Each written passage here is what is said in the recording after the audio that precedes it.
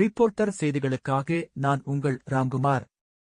அகில இந்திய மாங்கனி கண்காட்சி துவங்கியது. இதனை தமிழக உணவுத்துறை அமைச்சர் சக்கரபாணி திறந்து வைத்து அரசு துறை சார்பில் அமைக்கப்பட்டு இருந்த அரங்குகளை அமைச்சர் பார்வையிட்டார். கிருஷ்ணகிரி மாவட்டத்தில் மா அதிகமாக விளைவிக்கப்பட்டு வருவதால் ஒவ்வொரு ஆண்டும் மாங்கனி கண்காட்சி ஒரு மாதம் நடைபெறுவது வழக்கம். அந்த வகையில் இந்த ஆண்டுக்கான 30வது அகில இந்திய மாங்கனி கண்காட்சி கிருஷ்ணகிரி சென்னை சாலையில் உள்ள அரசு ஆடவர் கலைக்கல்லூரி மைதானத்தில் துவங்கியது.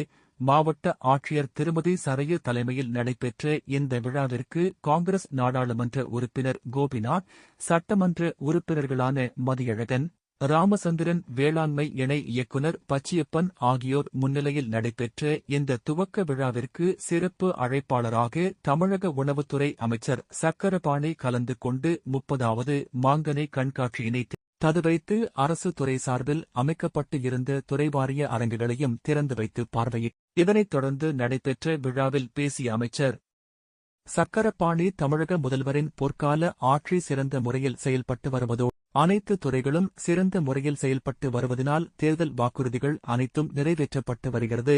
மேலும் தமிழகத்தில் விவசாயத்தினை மேம்படுத்த விவசாயிகளுக்கு மானியத்தில் வேளாண் இயந்திரங்கள் மட்டுமின்றி வட்டியில்லா கடன்களும் வழங்கப்பட்டு வருவதாக தெரிவித்தார். மேலும் இந்த விழாவில் விவசாயிகளுக்கு பல்வேறு நலத்திட்ட உதவிகளும் வழங்கப்பட்டது.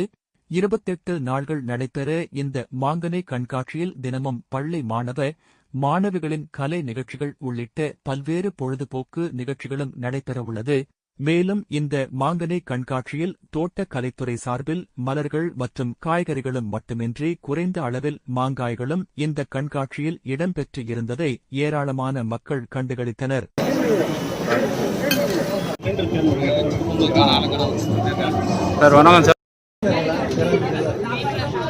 சார் உள்ள வந்து